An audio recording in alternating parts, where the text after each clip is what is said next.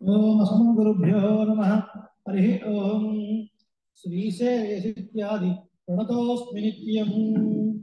वन्दे वेदान्तकर्पूरचामीकरकरण्डकम् रामानुजार्यमार्याणां चूडामणिमहर्निशम्। उल्लासपल्लवितपालितसप्तलोकी निर्वाहकोरकितनेम कटाक्षलीला श्रीरंग हर्म्यकलमंगल दीपरेखा श्रीरंगराजमहिषी श्रियमाश्रयामः। श्रीविष्णुचित्तकुलनन्दन कल्पवल्लीं श्रीरंगराजहरिचन्दन योगदृश्या साक्षात् क्षमां करुणय कमलामिमान्याम् गोदामनन्य शरणं प्रपद्ये। गोदामनन्य शरणं प्रपद्ये। अस्मद्गुरुभ्यो नमः। గోష్ఠిలో వేయించేసినటువంటి భగవద్ బంధువులకి కూడా స్వరూపానురూపంగా దాసోహం సమర్పిస్తూ దయచేసి అందరూ శ్రద్ధగా ఒక 30-35 నిమిషాలు మీ ఆసనాల్లో కూర్చోవలసిందిగా ప్రార్థన, మాట్లాడకుండా చప్పుడు చేయకుండా. చక్కటి శుభదినం ఇవాళ శుక్రవారం రోజున కుంకుమార్చన, అది కూడా గడువు మాసంలో, అది కూడా పెద్దల సమక్షంలో చాలా విశేషమైనటువంటి రోజు. ఈ రోజు పాశురానికి ఎంతో విశేషం ఉంది. ఈ పాశురమే తిరుప్పావై దివ్య ప్రబంధానికి ఒక తనియన్ అనుగ్రహించడానికి ముఖ్య కారణం. ఏమిటా తనియను, ఏమిటా ముఖ్య పాశురము, దాన్ని ఎవరు అనుగ్రహించారు, తనియన్ అంటే ఏమిటి, ఇలాంటి విషయాలు మనం తెలుసుకునే ముందు మన సంప్రదాయాన్ని అనుసరించి నిన్నటి పాఠశాలలో కొన్ని విశేషాలను ఒక 5 నుంచి 6 నిమిషాల్లో చూసి ఈరోజు పాఠశాల ముందు మదగళిத்த నూడాద తోళ్వలియన్ నందగోపాలన్ మరుమகளே నప్పిన్నాయ్ కందం కమళం కుழலி కడతిరువాయ్ అని చెప్తారు. అది తిరవాయ్, కడై తిరవాయ్. కొన్ని చోట్ల పాఠశాలలో తిరువాయ్ కొన్ని సందర్భాల్లో వస్తుంది. అదే మనం ఇప్పుడు ఇంప్లిమెంట్ చేస్తాం. తిరువాయ్ కాదు, తిరవాయ్, కడై తిరవాయ్. గడియలు తెరువుము అని అర్థం. గడియ తెరువుము అని అర్థం. ఏమిటి ఇక్కడ గోపికులందరూ లేచారు, నందగోపుని ప్రార్థించారు, అక్కడికి నీలాదేవి భవనానికి వచ్చారు. ఇక్కడ మనం నీలాదేవిని పురస్కారంగా పిలుస్తున్నారు. ఏం చెప్తున్నారు ఇక్కడ? మరుమகளే నప్పిన్నారు. నందగోపాలు మరుమகளే, నందగోపుడి యొక్క కోడలా. మనం చెప్పుకున్న సంప్రదాయబద్ధంగా ఒక స్త్రీ తనను పరిచయం చేసుకోవాలి అంటే, ఎవరు వివాహిత అయినటువంటి స్త్రీ పరిచయం చేసుకున్నప్పుడు ముందు మామగారు పురస్కారంగా చెప్పుకోవాలి. మీరు ఎవరండి అంటే, ఫలానా వారి కోడలు, ఫలానా వారి కుమార్తె, ఫలానా వారి భార్య, ఇలా మనం చెప్పుకున్న సంప్రదాయం. ఇది ఎక్కడ కనిపిస్తుంది మనకి? శ్రీరామాయణంలో కనిపిస్తుంది. ఎవరు అడుగుతారు? అని అడుగుతారు. అమ్మ మీరు ఎవరు అని అడిగినప్పుడు ఎందుకు అడుగుతారన్నా తెలియదా, ఆమె సీతమ్మ తెలుసు. అంతకుముందు కాస్త కన్ఫ్యూజ్ అయ్యారు కదా. ఎవరిని చూసి? మండోదరిని చూసి ఈమె సీత ఏమో అనుకున్నాడు. తర్వాత ఈ రియలైజ్ సీత. ఆ తర్వాత శిక్షా పుష్పంటున్నటువంటి సీతను చూశారు. చూసి మెల్లిగా మాట్లాడాడు. మీరెవరు, ఎందుకు ఇక్కడ ఉన్నారు అడిగినప్పుడు స్నుషా దశరథస్య అని చెప్తూ మహాపరాక్రమము కలిగినటువంటి దశరథ చక్రవర్తి యొక్క కోడల్ని, జనక చక్రవర్తి యొక్క కుమార్తెని, శ్రీరాముడి యొక్క భార్య. అది క్రమం. కాబట్టి గోపికలు కూడా వాళ్ళ ఆనాడుని అలాగే నిన్నటి రోజున సంబోధించారు. ఇంత క్రమము, ఇంత శాస్త్రజ్ఞానం ఆ గోకులంలో ఉన్న గొల్లవాళ్ళకి ఉందంటారా? ఎలా సాధ్యమైంది ఇంత శాస్త్రాన్ని బట్టి వీళ్ళు నడుచుకుంటున్నారా?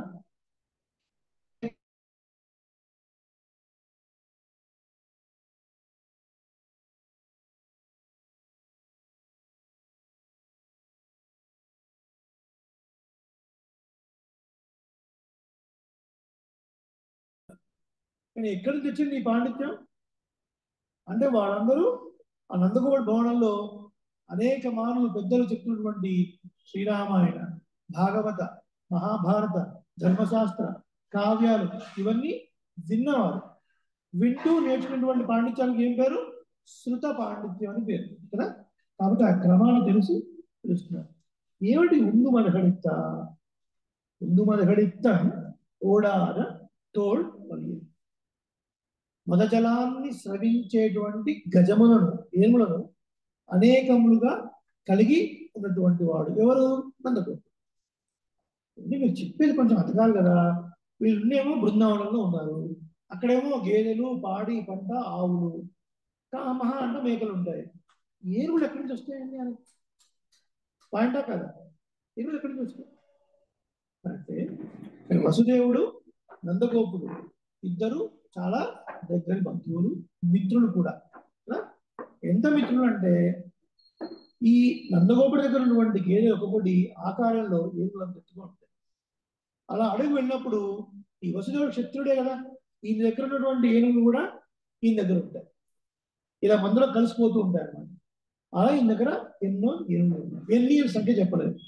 ఎప్పుడైతే స్వామి హనుమ సీతాదేవితో మాట్లాడుతున్నప్పుడు ఒక ఇంట్రడక్షన్ మాట మాట్లాడు ఫస్ట్ ఏం చెప్తాడు? రాజా దశరథో నామ రథ కుంజరవాజిమా. దశరథ చక్రవర్తి అనే మహారాజు ఉండేను. ఎన్నున్నాయి? రథ కుంజర వాజిమా, ఎన్నెన్నో వేల కోట్ల గుర్రాలు, అలాగే ఏనుగులు, రథములు కలిగినవాడు. అలాగే మదగర్భ స్రవిస్తున్నటువంటి ఏనుగులు కలిగినవాడు ఒక అర్థం. రెండవ అర్థం, అటువంటి మదించిన ఏనుగులను సైతం వాటితో పోరాడి వాటి గర్వం అణచేవాడు రెండవ అర్థం. మూడవ అర్థం, ఈయనే సాక్షాత్తు మదగజం లాంటి వాడు మూడవ అర్థం. నందగోపాలుడు. ఈ మూడు అర్థాలు. ఇంకా లోపల పెడితే రసమైన అర్థం ఏంటంటే, నందగోపుడు ఏం చెప్తున్నాం మనం? ఆచార స్వరూపం అని చెప్తున్నాం. ఎలా పొసుతుంది ఆచార స్వరూపం అనేది? నందహ అంటే ఆనందించువాడు, ఆనంద స్వరూపుడు పరమాత్మ. ఆ పేరు కూడా అదే కదా. గర్భాలయంలో స్వామి పేరు ఏం పేరు? రామ. అర్థం ఏంటి? రమతే ఇది రామ, రమేతి ఇది రామ, రమంతే అస్మిన్ యోగిన ఇది రామ, రామో రమేతాం శ్రేష్ఠ. ఆనంద స్వరూపుడు. కృష్ణ అన్నాడు అదే అర్థం కదా. కృష్ అపరిమితమైన, కృష్ కాదు కృష్, ఉత్తమము. కృష్ అపరిమితమైన, నా ఆనందము, అపరిమితమైన ఆనందాన్ని ఇచ్చేవాడు కృష్ణ. ఆనంద స్వరూపుడు. నంద గోప అంటే రక్షించేవాడు అంటే ఆనంద స్వరూపుడైన పరమాత్మను రక్షించేవాడు ఎవరు? నందగోపుడు. ఎలా చెప్తున్నారండి? కృష్ణుడు ఎవరి దగ్గర ఉన్నాడు? నందగోపుడు దగ్గర ఉన్నాడు. మొట్టమొదటి భాషలో గుర్తుందా? మాగడి తింగళ్ మదిని అక్కడ కూర్వే పొడిందుల నందగోపుడు కుమారుడు. పదునైన వేలాయుధాన్ని ధరించేటువంటి నందగోపుడి యొక్క కుమారుడు ఉన్నాడే, ఆయన దగ్గరికి వెళితే నారాయణే నమక్కే పరై నరువా అన్నాడు. ఎందుకంటే అంత పదునైన వేలాయుధాన్ని పట్టుకొని ఉన్నాడు ఆయన. శ్రీకృష్ణ పరమాత్మ అవతరించినప్పటికీ నుంచి ఎవరెవరు ఏ రూపంలో రక్షిస్తున్నారో తెలియట్లేదండి. భూతల రూపంలో వచ్చారు, పక్షి రూపంలో వచ్చారు, అచేతనమైన బండి మీద కూడా ఆవహించాడు. వత్సాసురుడు, కపిద్ధాసురుడు, ఇలా ఎంతమంది వచ్చారు కదా. ఏ చీమ దోమ కృష్ణుడికి అపకారం చేస్తుందో అని పదునైన వేలాయుధం. ఎంత పదునైన వేలాయుధం! వేలాయుధం అంటే వచ్చా ఫస్ట్. వేలాయుధం అంటే వుడెన్ స్టిక్ ఉంటుంది, దాని చివరిలో ఐరన్తో చేసినటువంటి ఒక బాక్లో ఉంటుంది, దానికి వేలాయుధం అని పేరు. పదునైన వేలాయుధం అంటే నందగోపుడు చేతిలో వేలాయుధం ఉంటే ఆ పదునెక్కినటువంటి వేలాయుధం యొక్క థళక్ థళక్ అనే ఆ కాంతితోనే వచ్చేవాడు చూసి భయపడతాడు అనమాట. అంత పదునైన వేలాయుధం. చిన్న దోమ ఈలో వచ్చినా సరే వాటి మీద విరుచుకుపడి యుద్ధం చేశాడు. చిన్న దోమలో అంత చేయాల్సిన అవసరం ఏంటండి అంటే, ఏమో ఏ రాక్షసుడు ఉన్నాడు. అలా భగవంతుడిని కాపాడేవాడు ఆచార్యుడు. దీని అర్థం ఏంటి అంటే, భగవంతుడు దేని అధీనంలో ఉంటాడు? మంత్రానికి అధీనమై ఉంటాడు. ఆ మంత్రం ఎవరి అధీనంలో ఉంటుంది? ఆచార్య అధీనంలో ఉంటుంది. కృష్ణ పరమాత్మ భగవంతుడు, ఈయన నందగోపుడి అధీనంలో ఉన్నాడు. కాబట్టి నందగోపుడు సాక్షాత్ ఆచార్య స్వరూపం. సాధారణంగా మనకు ఉపనిషత్తులో వేదాంతాల్లో భగవంతుణ్ణి గజంతో పోలుస్తారు, భగవంతుణ్ణి ఏనుగుతో పోలుస్తారు. ఇక్కడ ఈ శ్రీకృష్ణుడు కూడా ఏనుగు లాంటి వాడు. ఏమిటి ఏనుగు భగవంతుడు ఉన్నటువంటి సామ్యము అంటే, ఏనుగు చూడండి ఎన్నిసార్లు మనం చూసినా, అడవిలో ఉన్న ఏనుగైనా, దేవాలయంలో ఉన్న ఏనుగైనా, ఏనుగు వచ్చిందైనా కానీ ఇంట్లో చిన్న పెద్ద అందరూ బయటకు వచ్చి దాన్ని చూడడానికి ఇష్టపడతారు. అది మెల్లిగా నడవడము, చెవులుప్పు నడవడము, దాని తొండము, పెద్ద ఆకారము చూసినప్పుడు చూడాలనిపిస్తుంది, అవునా? అలాగే భగవంతుడు కూడా నాడ్ திங்கள் ஊழி ஊழி தரும் ஆண்டு நாள் తింగళ్ ఆండు ఊడి ఊడి దూరం అప్పటికప్పుడే నారావముదే అని నమ్మాళ్ళవారు కీర్తిస్తారు. స్వామి ఒక రోజు, ఒక మాసం, ఒక సంవత్సరం, కల్పం, కల్పాంతాలు, కోట్ల కోట్ల కల్పాంతాలు ఎన్నిసార్లు చూసినా తనివి తీరని నీ రూపం అప్పటికప్పుడే నారావముదే. ఎప్పటికప్పుడు కొత్త కొత్తగా దర్శనాన్ని ఇచ్చేటువంటి ఓ స్వామి అతృప్తామృతమా అన్నారు. సాధారణంగా స్వర్గలోకంలో ఆ దేవతలు పుచ్చుకునేటువంటి అమృతం, దాన్ని మన ఆళ్వార్లు ఉప్పు చారు అన్నారు. ఏం బాగుండదండి అమృతం, తీయ ఉండదు అనుకుంటారు కానీ అది ఉప్పు చారు లాంటిది. 2-3 చుక్కలు వేస్తే చాలా చాలా అనిపిస్తుంది అనమాట. పరమాత్మ యొక్క దివ్యమంగళ విగ్రహం అప్పటికప్పుడే నారావముది. ఎప్పుడు చూసినా కొత్త కొత్తగా కొత్త కొత్తగా అనిపిస్తాడు. అంటే మేము ఎన్నిసార్లు సేవించుకున్నా మాకేమైనా అనిపించలేదు అంటే మనం అనుకుంటే కాదు, ఆయన అనుకుంటే చూపిస్తాడు కదా. ఆళ్వాళ్ళందరికీ పరమాత్మ ఇచ్చినటువంటి దర్శనం ఎలాంటిదండి? నిర్హేతుకమైన కృప. అంటే ఫలానా కారణం ఉంది కాబట్టి వీళ్ళకు దర్శనం అనుగ్రహించాలని ఆయన అనుకోలేదు. నిర్హేతుకంగా ఆయనకు దర్శనం చూపించారు అందరు ఆళ్వాళ్ళకి. ప్రత్యక్ష దర్శన సమానాకారంగా చూపించారు కదా. ఎక్కడో కృతయుగం, ఎక్కడో హిరణ్యకశిపుడు, అసలు వాడి సభ ఎంత పెద్దగా ఉంటుందో మనకు తెలియదు. బంగారు మయమైనటువంటి స్తంభాలతో వాడు స్తంభాన్ని కొడితే ఆ ఉగ్ర నరసింహుడు వచ్చినటువంటి విధానాన్ని ఆళ్వార్లు వర్ణిస్తారు. అసలు ఒక్కసారి ఉగ్ర నరసింహుడు యొక్క ఆ నాలుక బయటికి ఇట్లా వస్తే ఇట్లా బయటకు వచ్చి ఇట్లా వైబ్రేట్ అవుతుంటే ఎట్లుంటుందట అంటే నాలుక చివరి భాగం ఇంద్రుడి యొక్క వజ్రాయుధం లాగా ఉంటుంది అంతటి. ఆయన కళ్ళలోంచి ఆ ఉచ్ఛ్వాసలోంచి నిశ్వాసలోంచి వచ్చేటువంటి గాలి ఆ వేడికి సువర్ణమయమైనటువంటి హిరణ్యకశిపుడు యొక్క బాడీ మెల్ట్ అయిపోతున్నట్టుగా ఉంటుంది. అంత పవర్ఫుల్ వాయువు ఎక్కడికి వచ్చేవి? నరసింహస్వామి యొక్క ముక్కులోంచి వచ్చేటువంటి నిశ్వాసం అంత వేడిగా కొన్ని కెల్విన్ డిగ్రీస్ ఉంటుంది చూసారా, అంత వేడి. ఎలా వర్ణిస్తారండి? చూసారా, మనం చూసారా ఎవరైనా? వాళ్ళకు దర్శింపజేశాడు పరమాత్మ. అటువంటి ప్రత్యేక దర్శనం. ఇలా భగవంతుని ఎందు భక్తి కలిగిన వారికి అలా పరమాత్మ దర్శనాన్ని చూపిస్తూ ఉంటాడు. శ్రీరామాయణం గురించి చెప్తున్నప్పుడు వేద వేద్యే పరే పుంసి జాతే దశరథాత్మజే వేద ప్రాచేత సాదాసీతు సాక్షాత్ రామాయణాత్మన అన్నారు. స్కంద పురాణం శ్లోకం ఏం చెప్తుంది? వేదము ద్వారా తెలుసుకోబడేవాడు పరమాత్మ. అటువంటి పరమాత్మ దశరథ చక్రవర్తి కుమారుడుగా శ్రీరాముడిగా అవతరిస్తే వేదము రామాయణంగా అవతరించింది అన్నారు. అలాంటప్పుడు వైకుంఠంలో ఉండే శ్రీమన్నారాయణకి ఎన్ని భుజములు? ఎన్నండి? 4. చతుర్భుజుడు కదా. మరి రాముడికి ఎన్ని భుజములు? 2 భుజాలే కదా. కానీ ఒక ముగ్గురికి మాత్రం చతుర్భుజాలతో దర్శనం ఇచ్చాడు. స్వామి హనుమ, తార, మండోదరి. మొట్టమొదటిసారి హనుమంతుడు చూసినప్పుడు ఆయతాశ్చ సుహృతాశ్చ బాహవః పరిగూపవాః సర్వభూషణ భూషాకాః కిమర్థం న విభూషితం. రామ లక్ష్మణ, రాముడు చూస్తుంటున్నాడు, రామ ఈ బాహువులు పెద్ద పెద్దగా ఉన్నాయండి, చాలా పొడవుగా ఉన్నాయి, గుండ్రంగా ఉన్నాయి, అందంగా ఉన్నాయి.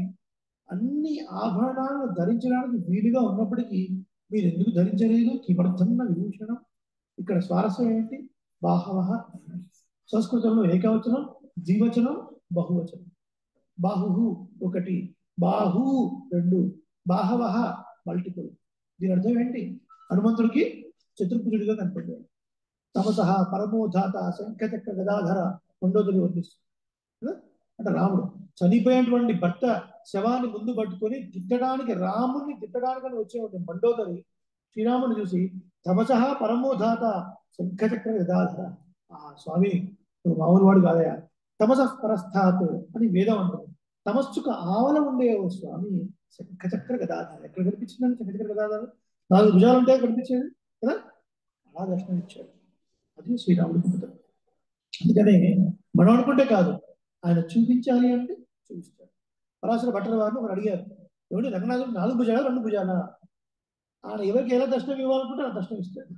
ఆయన మీద ప్రీతితో వస్తే చతుర్భుజాలతో ఇస్తాడు, లేదా 2 భుజాలతో కనపడతాడు.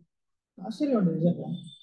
లాస్ట్ ఇయర్ కేరళ దివ్యదేశంలో వెళ్ళినప్పుడు మీకు ఒకసారి చెప్పాను. తిరువాతావరణ దివ్యదేశంలో మామూలుగా తిరువనంతపురంలోనేమో పెరుమాళ్ళు 14 అడుగులు ఉంటారు. 14 అడుగులు ఆదేశం ఉంటాడు. ఒక చెయ్యి శివలింగం మీద వేసి ఒక నావికలో వచ్చి పరమాడు. సృష్టికి పూర్వం ఎట్లా ఉంటారు అంటే తిరువాటార్ అనే దివ్యదేశం వెళితే అక్కడ 18 అడుగుల్లో చతుర్ముఖ బ్రహ్మ నాభి కమల నుంచి ఉత్పత్తి కాక ముడుపు నారాయణ ఎట్లా ఉంటాడో అలా మీకు దర్శనం ఇస్తాడు. పంచాయుధాలు పురుష రూపాన్ని ధరించి ఇలా నమస్కారం చేస్తూ ఉంటారు. అద్భుతమైన క్షేత్రం. దాని కొంచెం ఒక 15 minutes 20 minutes జర్నీలో తిరువణ్పడిసారం అని ఒక దేశం. అక్కడ పెరుమాళ్ళు చూస్తే ఒకసారి దేవిలా కనపడతారు, ఒకసారి ఏమో పెరుమాళ్ళ కనపడతారు. ఇవి అర్థం కావట్లేదు. అంటే అక్కడ స్వామి చెప్పారనమాట, మీరు ఎలా చూడాలనుకున్నది ముఖ్యం కాదండి, ఆయన మీకు ఎలా దర్శనం ఇవ్వాలనుకున్నారో అలా దర్శనం ఇస్తారు. అది తిరువణ్పడిసారం యొక్క గొప్పతనం. నమ్మాళ్ళు వారి యొక్క అమ్మమ్మ గారు ఊరు. తప్పకుండా చూడాల్సిన ప్రదేశం.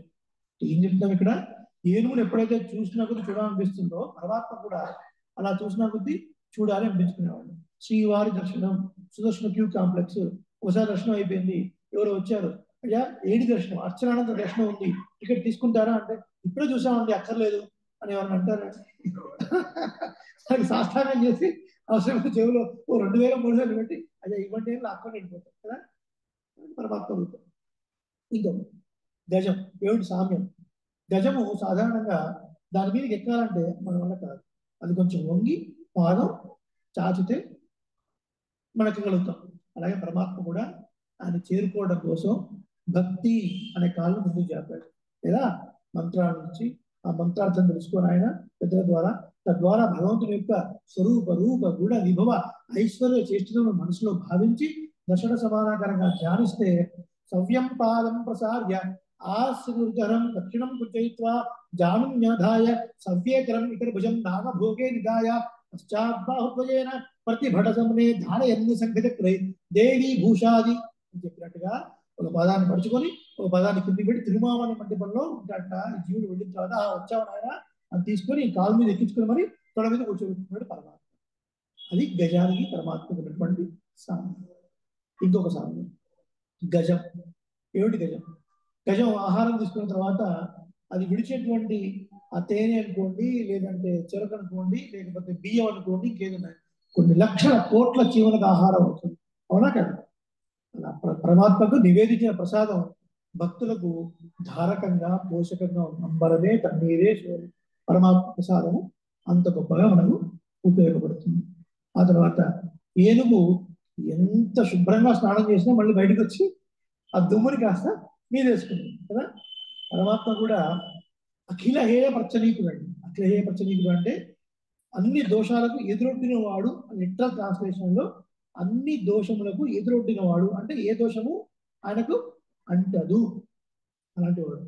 అయినప్పటికీ కూడా పచ్చి సంసారం ఉన్నటువంటి మన భూమండలంలో మనతో సామ్యంగా తిరిగడా లేదా?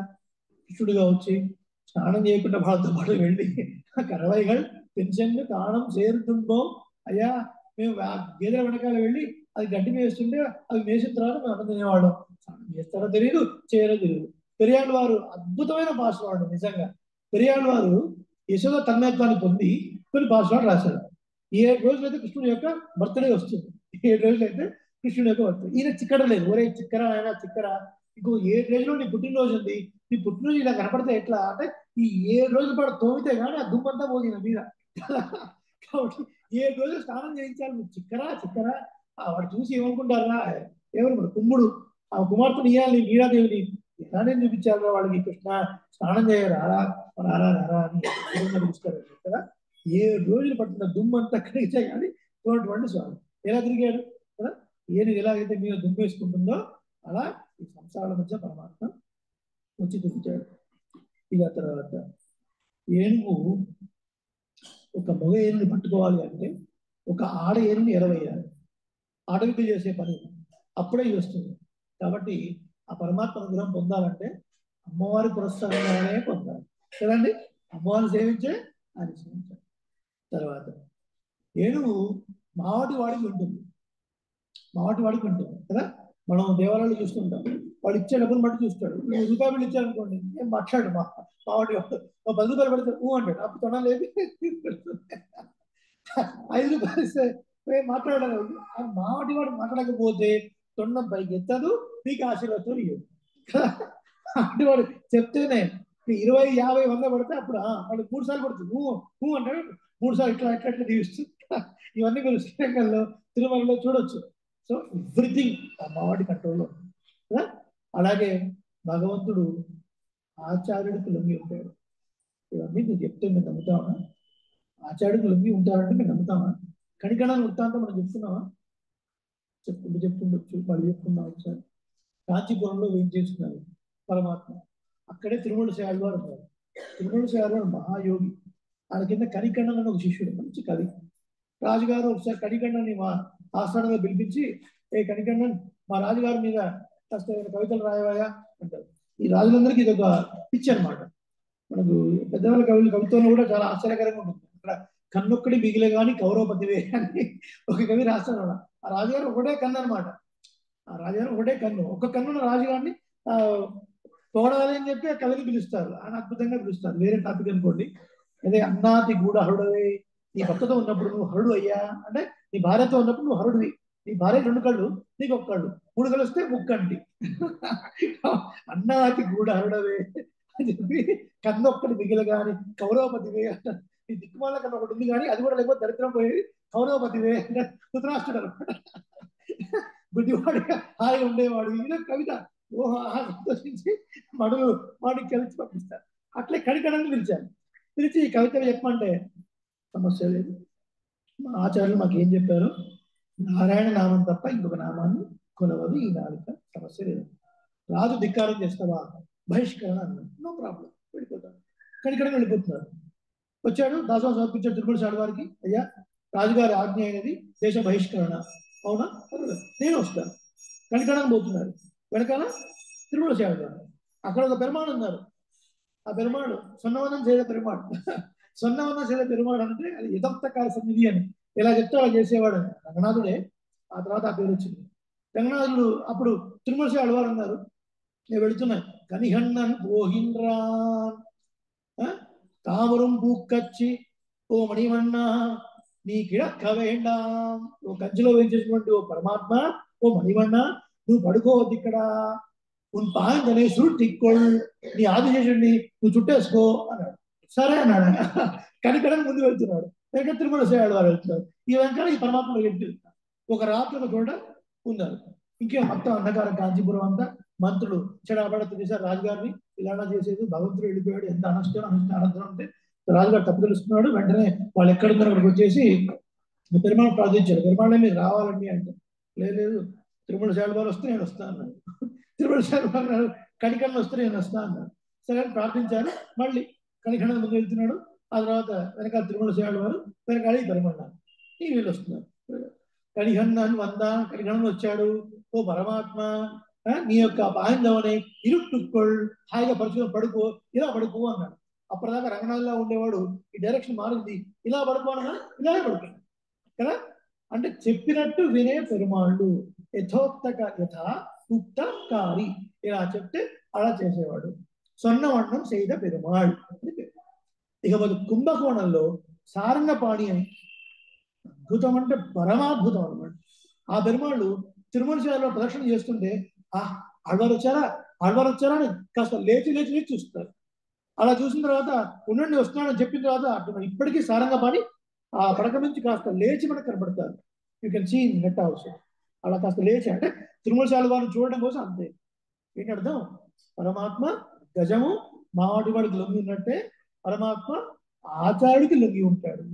ఇందుకు అర్థాలు ఉన్నాయి కానీ తర్వాత చూద్దాం. సో అట్లా ఈ నందగోపుడు యొక్క అధీనంలో ఉండేవాడు శ్రీకృష్ణుడు అని అలా కీర్తించారు. అటువంటి నందగోపుడు యొక్క కొడల అని వాళ్ళిద్దరిని లేపుతున్నారు. ఎలా తీయాలమ్మా నువ్వు, ఈ యొక్క గాజులు శబ్దించేట్లుగా తీయాలి అని నేను రోజున ఒక అద్భుతమైనటువంటి భగవద్ రామానుజ వృత్తాంతాన్ని మనం సేవించాం కదా. సాక్షాత్తు అత్తుల్లాయమ్మ పెరియనల్లి గారి కుమార్తె ఆ రూపంలోనే మీరాదేవి దర్శనం ఇవ్వడం వల్ల పెరియనల్లి గారు భగవద్ రామానుజులకు తిరుప్పావై జీయన్ అనే బిరుదాన్ని ఇచ్చారు. ఒక ఆచార్యుల చేత బిరుదులు పొందినటువంటి మహానుభావుడు భగవద్ రామానుజుడు. తిరుప్పావై జీయన్ అంటే ఎంత, ఒక్కొక్క పాక్షం, ఒక్కొక్క పదం, ఒక్కొక్క అక్షరం నరాల జీవించిన మహానుభావుడు. అందుకే అంటారు అన్నమాచార్యుడు, గతులన్నీ ఖిలమైన కలియుగ మందున గతి ఈతడే చూపే ఘనగురు దైవము. గతులన్నీ ఖిలమైన కలియుగ మందున గతి ఈతడే చూపే.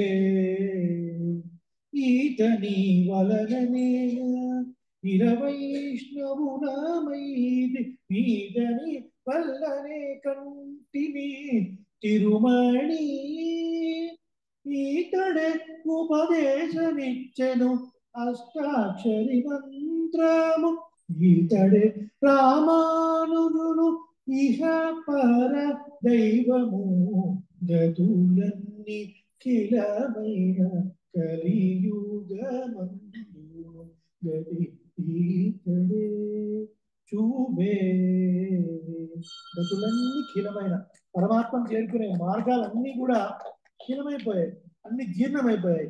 అటువంటి సమయంలో ఒక మార్గాన్ని చూపించేవాడు రామానుజుడు కదా. అయినా పరమాత్మను చేరుకోవాలి అని ఆశ ఉంటే చాలయా, అందరూ పరమాత్మను పొందవచ్చు. ఇతడి వల్లనే కదా మేము వైష్ణవులమైంది, ఇతడి వల్లనే కదా మేము చూసింది తిరుమణి. రామానుజుల కాలంలో శ్రీనివాసుని కొంతమంది అతనికి ఉన్నటువంటి కేశపాశాలను చూసి కొంతమంది దేవిగా, కొంతమంది శంకరుడిగా, కొంతమంది కుమారస్వామిగా అందరూ ఆరాధిస్తుంటే అపచారం జరిగిపోతుంది. శ్రీరంగంలో ఉన్న రామాయణ కబురు చెబితే అప్పుడు రామానుజుడు వచ్చి అనేక ప్రమాణాలతో స్థిరీకరించి ఈ కొండపై ఉన్నవాడు శ్రీనివాసుడు అని ప్రత్యక్షంగా నిరూపించారు. అప్పటి నుంచి తిరునామం పెట్టారు. ఆయన లేకపోతే మన కలియుగ దైవమైన శ్రీనివాసుడు చూసేవాడమే కాదు, మన పాపాలు గుట్టలు గుట్టలుగా కొండలుగా పెరిగిపోయాయి కదా. ఇంత ఉన్నా కూడా ఇంకా వర్షాలు పడుతున్నాయంటే కారణం ఏంటి? శ్రీనివాసుడే. ఈ పాపాలు చేసిన వాళ్ళు అక్కడ వెళ్ళడం, పాపాలు జరువు చేసుకోవడం, మళ్ళీ పాపాలు చేయడం, మళ్ళీ రావడం, మళ్ళీ చేయడం, మళ్ళీ రావడం, ఇదే నడుస్తుంది. ఆ కాస్త నలిఫై అవుతుంది కాబట్టి ఏదైనా వర్షాలు పడుతుంది. 19 పాత్రలు ఒకసారి మనం சேவித்தோம். குத்து விளக்கெரிய ஓட்டுக்கால் கட்டில் மேல் மெச்சன்ன பஞ்சசேனத்தில் மேலேறி கொத்தளர் பூங்குழல் நப்பின்னை கொங்கை மேல் வைத்து கிடந்த மலர் மார்பா வாய் திறவாய் மைத்தடங்கண்ணினாய் நீ உன் மணாளனை எத்தனை போதும் துயில் எழ ஒட்டாய்தான் எத்தனையேலும் பிரிவாத்தகில்லாயால் தத்துவமன்னு తహవేలో రెంబాబాయ్. గుర్తు విడక్కిరియా గుర్తు గుర్తులుగా దీపం ఉన్నటువంటి ప్రకాశిస్తూ ఉన్నటువంటి ఆ దీపమును ప్రకాశిస్తూ ఉండగా కొట్టుకాల్ కట్టెల మీద 7 దంతపు గోళ్లతో చేసేటువంటి మంచపు పైన మెత్తదైన పంచశేనెత్తిల్ 5 గుణములు గల పాండుపై ఏరి అధిరోహించి కొత్తడల్ పూంగుడల్ గుత్తులుగా ఉన్నటువంటి వికసించిన పూల ముడిని కలిగినటువంటి కేశపాసములు గల నప్పిన్నై నీలాదేవి యొక్క కొంగై మేలు స్తనములపై వైత్తెక్కిడందు శరీరాన్ని ఆనుకొని పడినటువంటి మలర్ మార్బ వికసించిన వక్షస్థలం తలవాడా వాయ్ తెరవాయ్ నోరు తెరిచి ఒక మాటైనా పలుకవయ్యా. మైతడం కండినాయ్ కాటుకడు దాల్చినటువంటి విశాలమైన కన్నులు ఉన్నటువంటి గల ఓ నీలాదేవి నీవు మనాలని నీవు ఈ యొక్క ప్రియుణ్ణి నీ వల్లభుణ్ణి ఎత్తనేపోదు ఒక క్షణకాలమైన తుయిల్ ఎడ ఒట్టాయిగా విడిచి ఉండలేవా ఏంటి? ఎంత మాత్రమైనా ఎడబాటును విరివార్త గిల్లాయా కొద్దిగా ఒక క్షణం కూడా నీ భర్తను విడిచి ఉండలేవామో నువ్వు? తగిల్లాయా ఇంతగా ఓర్వలేకుండా ఉన్నావా? ఆల్ ఆశ్చర్యకలదానా తత్వమన్ను తగవేలు బాబాయ్ ఇది నీ స్వరూపం కాదు, నీ స్వభావం కాదు, బయటికి రావాల్సినది అని కొద్దిగా నిందలాగా మాట్లాడుతున్నారు గోపికలు నప్పిన విరాటి గురించి. చాలా అద్భుతమైన పాసులు. గుర్తు విడక్కిరే కొట్టుకాలు కట్టుంది. ఈ పాసురాన్ని మనసులో ఉంచుకునే పరాశర భట్ల వారు పాద ప్రబంధానికి తన్నీరు అనుగ్రహించారు.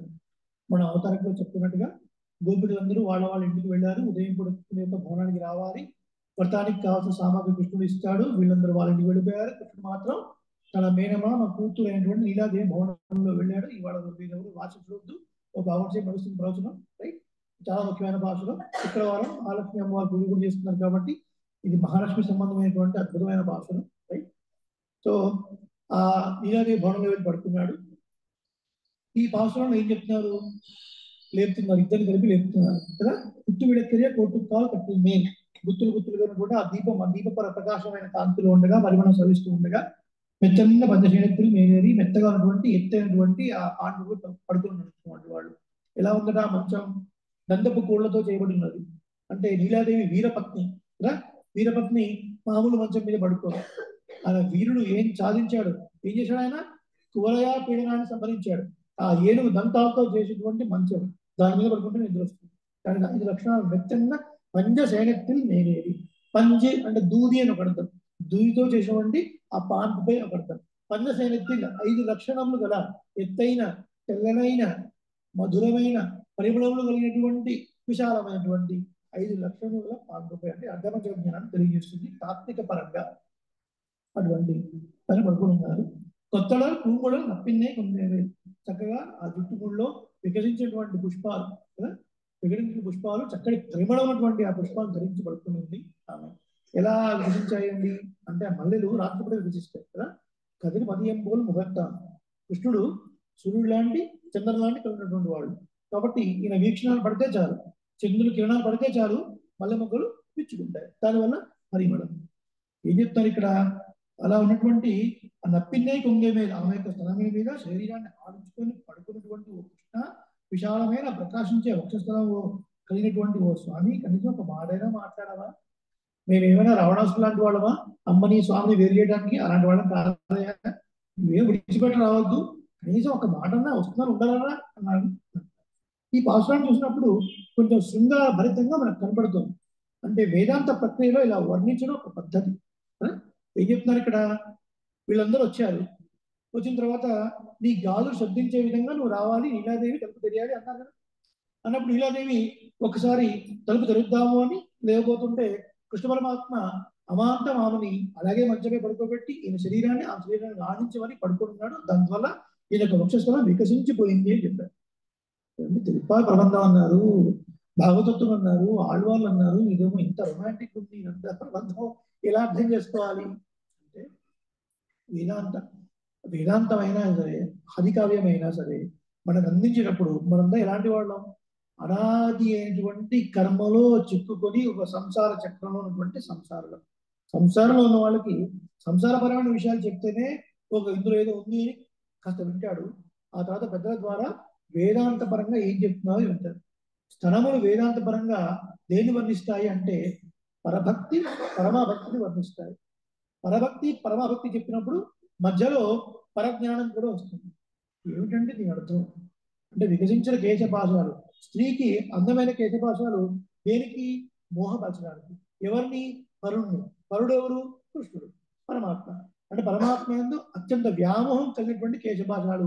పరిమళము అన్నారు, దీపము అన్నారు. దీపం అంటే ఏంటి? జ్ఞానానికి గుర్తు కదా. అర్ధపంచక జ్ఞానం, పరమాత్మే స్వరూపము, ఆయనకే చెందినది జీవాత్మ. ఆయన సుఖం కోసమే నేను ఏ పని చేస్తున్నా కానీ నా కోసము నేను శభాషించడం కోసం నేను ఈ పని చేయడం లేదు. అనన్య శేషత్వము, అనన్య శరణత్వము, అనన్య భోగ్యత్వము, ఈ మూడు అంటే దీని ఆకారత్రయము అంటారు. ఈ ఆకారత్రయం కలిగిన నీలాదేవి కాబట్టి అత్యంత గొప్పమైన పరిమళించే కేశపాసము కలిగి నీలాదేవి. స్తనములు భక్తి గుర్తు. ఏమిటి? పరభక్తి, పరజ్ఞాన, పరమభక్తి అంటే పరభక్తి అంటే ముందు పరమాణం సేవించడం, ఆయన సేవించడం, రాగలగడం. ఆ తర్వాత పరజ్ఞానం, బా ఆయన సేవిస్తున్నప్పుడు, ఆయన గురించి వింటున్నప్పుడు ఆనందంగా ఉంది అని అనిపించడం, ఆయన గురించి విన్నప్పుడు ఏదో కొంత వెలితిగా ఉంది అనిపించడం, అది పరజ్ఞానం ఒక దశ. తర్వాత పరమాభక్తి, ఆయన గురించి వినలేకపోతే ఉండలేని ఒక స్థితి, ఆయన నామాన్ని తలుచుకోలేకపోతే ప్రాణం ఎంపుకోలేని ఒక స్థితి. ఇది 3 ఫేజెస్ అన్నమాట. పరభక్తి, పరజ్ఞాన, పరమాభక్తి. ఈ పరమాభక్తికి సంకేతమే 2 స్థనాలు, పరభక్తి, పరమాభక్తి అని చెప్పారు. ఇప్పుడు ఏంటి, నీలాదేవి వెళ్తున్నప్పుడు వీళ్ళు నన్ను పిలుస్తున్నారు, అందులో నేను వెళుతున్నాను అంటే అప్పుడు కృష్ణుడు నా కోసం వచ్చారు కదా వీళ్ళు, నువ్వు తీస్తే ఎట్లా అని. నువ్వు ఎలా తలుపు తీస్తావు? నేను ఎలా తలుపు తీయాల్సింది? నా కోసం కదా వీళ్ళు వచ్చింది, కానీ నన్ను కదా ప్రార్థించింది అని ఏమంటారు ఆ బయట ఉన్న గోపులు? వాయ్ తెరవాయ్, కృష్ణ ఒక మాటనే పలకవాయ్యా.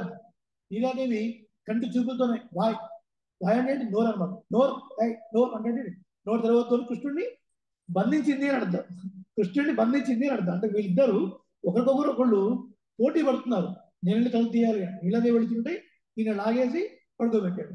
నేను వెళ్ళి తలుపు తీస్తాను, మీరు చేయడానికి వీల్లేదు, నేనే తీయాలి అని కదా. అలా బయట గొప్పలు చూసి అయ్యో నీలాదేవి మనకు ఏదో సహాయం చేస్తుంది అనుకుంటే అసలు ఈమె మనకు రివర్స్ అయిపోయింది కదా. ఆడ తీస్తా అంటున్నప్పుడు ఏమో తీయకుండా పెట్టేసింది అని వీళ్ళు అనుకుంటారు. నీలాదేవి ఉద్దేశం ఏంటి? ముందు నేను వెళ్ళి తలుపు తీయాలి, నన్ను కదా పిలిచింది అని. కృష్ణుడు ఏంటి? నా కోసం కదా వీళ్ళు వచ్చింది, నేను వెళ్ళి తలుపు తీయాలని కృష్ణుడు. అంటే దీని మధ్య ఏం తెలుస్తుంది ఈ సన్నివేశంలో అంటే, పరమాత్మ మహాలక్ష్మి మనల్ని కాపాడడం కోసం ఒకరొకరు పోటీ పడుతూ ఉంటారు. ఒకవేళ ఎప్పుడైనా మహాలక్ష్మి మనమే, అసలు మహాలక్ష్మి ఎప్పుడు కోపం రాదు. ఒకవేళ ఎప్పుడైనా వచ్చింది అనుకోండి, వీడు రక్షించొద్దు అని ఒకవేళ ఆమె అంటే, పర్వాలేదు లక్ష్మి, ఏం పర్వాలేదు, మా భక్తులు ఏమైనా చేయరు, ఒకవేళ ఏమైనా చేసినా మంచిగా చేస్తారు, రక్షిస్తాడు. పరమాత్మకి ఎప్పుడైనా కోపం వచ్చినప్పుడు ఈమె మన గురించి చెప్పి, తప్పు చేయని వారయ్యా, ఎవరయ్యా, నాకు వచ్చింది నా అపరాధది, ప్రతివాడు తప్పు చేసేవాడు కదా, నువ్వు రక్షించాలి అని పరమాత్మ శుద్ధి చెప్తుంది మహాలక్ష్మి. కాబట్టి పురుషకార స్వరూపిడి లీలాది మనం చెప్పుకున్నాం. వైకుంఠంలో కైంకర్యం లభించాలి అంటే మహాలక్ష్మి పురుషకారం, త్రేతాయుగంలో కైంకర్యం లభించాలి అంటే సీతా పురుషకారం. లక్ష్మణుడికి అడవిలో 14 సంవత్సరాలు ఏకాంతంగా కైంకర్యం లభించడానికి కారణం రాముడా సీతనా? సీతాదేవి ఎలా చెప్తున్నారు మీరు? అడవిలో వెళ్ళడానికి వీళ్ళిద్దరు బయటికి రాగానే ఒక్కసారి కళ్ళ నిండా నీళ్లు తెచ్చుకున్నటువంటి లక్ష్మణ స్వామి పాదాలపై సాష్టాంగం చేసి, సభ్రాతు చరణోబాఢం నిపీడ్య రఘునందన సీతాం ఉవాచ అతీశాహ రాఘవంచ మహాత్మన అని చెప్తారు. రాముడి కాలు పట్టుకున్నాడు, సీతాదేవిని చూస్తూ ప్రార్థించాడు, అన్నయ్య నువ్వు నన్ను తీసుకుని వెళ్ళకపోతే నేను మరణిస్తాను మరణిస్తాను మరణిస్తాను, అయోధ్య వెళ్ళే వరకు నేను ప్రాణంతో ఉంటాను, నువ్వు ఒక్కసారి అయోధ్య బాట దాటావా ఐ డై. అందుకే త్యాగరాజ స్వామి ఈ శ్లోకాన్ని, ఈ సన్నివేశాన్ని చూసే, రఘునాయక నీ పాదయుగ రాజీవ మూలనే విడజాల శ్రీర పాదయుగ. ఓ రఘునాయక, రఘువంశంలో తిరిగినటువంటి శ్రేష్టమైన ఓ రామచంద్ర, నీ పాద యుగములు, నీ పాదములు జంట ఉంది కదా, నే విడజాల, నేను విడవలేకుండా ఉన్నానయ్యా. బహుశా ఈ సన్నివేశాన్ని చూసే రాసుకుంటాడు. సీతాదేవిని చూస్తూ రాముని ప్రార్థించాడు. అప్పుడు సీతాదేవి ఓకే అన్న తర్వాతనే రాముల వారు యాక్సెప్ట్ చేశారు. కైంకర్యం లభించాలన్నా, అనుగ్రహం లభించాలన్నా అమ్మవారి పురుషకారం కావాలి. పురుషకారం పురుషం కరోతి యః, ఎవరు పురుషుడిగా చేస్తుందో పురుషకారం. ఈ శ్లోకాన్ని గుర్తుపెట్టుకొని అలా మీరిద్దరు మాట్లాడుకుంటే ఎలా? కనీసం మాట్లాడండి. ఏమమ్మా లీలాదేవి, నీ భర్తను వదిలిపెట్టి కనీసం ఒక క్షణం కూడా ఎడబాల్సి ఉండలేవా? తత్వం అంటే తగవేలరెంపావా? ఇది నీకు తత్వమా? ఇది నీ స్వభావం కాదు కదా. పిల్లలు ఆకలితోని అలమటిస్తూ ఉంటే నువ్వు నీ స్వామితో ఉండడం ఏమైనా తగునా అండి? ఒక తల్లి ఆకలితో అలమటిస్తున్న పిల్లలకి ముందు అన్నం పెట్టాలని చూస్తుందా, తన స్వామితో ఉండాలని చూస్తుందా? నువ్వేంటమ్మా ఎంతగా ప్రార్థిస్తున్నా కూడా ఇంకా రాకుండా ఉన్నావు? తత్వమన్ను తగవమన్ను అంటే అన్ను అన్ను అనేది రెండింటికి అన్వయం చేసుకోవాలి. కాకాక్షి న్యాయం అంటారు. నీ తత్వము కాదు, నీ స్వభావం కాదు కదా, ఎందుకు ఇలా ఉపేక్షిస్తున్నావు? ఓ తల్లి రావాల్సింది అని ప్రార్థించాలి. ఈ పాత్రలో కొన్ని విశేషాలు ఉన్నాయి.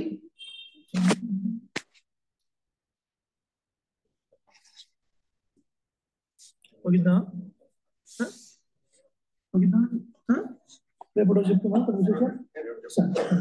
ఈ పాత్రని మనసులో ఉంచుకునే పారాశర భట్టర్ వారు దీనికి చర్యను నిర్వహించాలనే విషయాన్ని రేపు రోజున మనం చూద్దాం. మాతృశాకించనత్రాణ బద్ధకంకణ బాణయే విష్ణు చిత్త తనూజాయై గోదాయ నిత్య మంగళం వేద వేదాంత వేద్యాయ మేఘశ్యామలమూర్తయే పుంసాం మోహన రూపాయ పుణ్య శ్లోకాయ మంగళం. ఆండాల్ దివ్య తిరువుగడే శరణం, ఆళ్వారం పెరుమానార్థి తిరువుగడే శరణం. స్వస్తి అనేక మంగళ శాసనాలు. దయచేసి మీరందరూ ఒక 3 నిమిషాలు అలా ఉండండి. మనకు సింఫనీ పార్కం నుంచి మా గోష్ఠి వారు వచ్చారు, శ్రీమతి రాధా గారు, వారి కుమార్తె హేమాన్య చక్కటి నృత్యం నేర్చుకుంది. మనం నేర్చుకున్న విద్యకు సహకారం ఏమిటి? పరమాత్మ దగ్గర మనం ఆ విద్యను సమర్పించడమే. ఒక 3 నిమిషాలు ఆ కీర్తనకి చిన్నారి నృత్యం చేస్తుంది. మీ అందరూ మంగళాశాసనాలు ఆ అమ్మాయికి అందించండి. రండి రాధా గారు, ఏ కీర్తన చెప్పండి. ఇందులో ఆన్ చేస్తాను నేను. ప్రతిభ, మీ ఫోన్ లో జూమ్ ఆన్ చేసి వీడియో ఆన్ చేస్తే పరాతి గారు వీళ్ళందరూ కూడా చూస్తారు. నేను ఇక్కడ జూమ్ డిస్కనెక్ట్ చేస్తాను, ప్రతిభ ఆన్ చేస్తారు. మీ ఇదే లింక్ లో ఉండండి.